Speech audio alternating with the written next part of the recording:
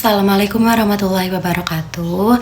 Halo semuanya, kembali lagi bersama saya Rena Nurdiana dengan NIM 2384346 dari Program Studi Pendidikan Guru Sekolah Dasar. Teman, saya ingin mulai dengan satu pertanyaan sederhana.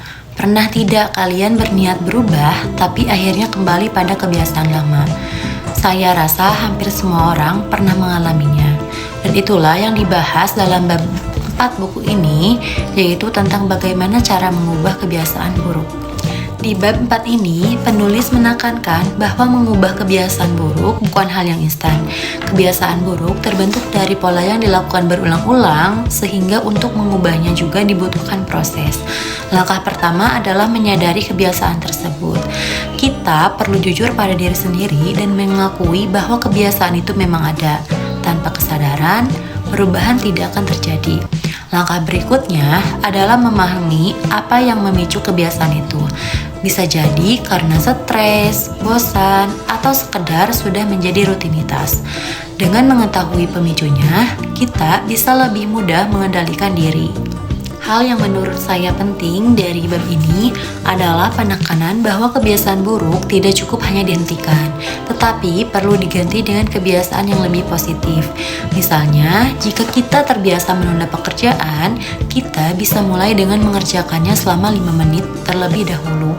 Langkah kecil ini membantu kita membangun kebiasaan baru tanpa merasa terbebani. Penulis juga mengingatkan bahwa perubahan membutuhkan konsistensi. Tidak perlu langsung besar, yang penting dilakukan terus-menerus. Karena kebiasaan kecil yang dilakukan setiap hari akan membawa perubahan besar dalam jangka panjang. Selain itu, kita juga perlu menerima bahwa proses perubahan tidak selalu berjalan mulus. Ada kalanya kita kembali melakukan kebiasaan yang lama, namun itu bukan berarti gagal. Itu bagian dari proses belajar. Setelah membaca bab 4 ini, saya merasa bahwa mengubah kebiasaan buruk bukan tentang menjadi sempurna, tetapi tentang berani memulai dan terus mencoba.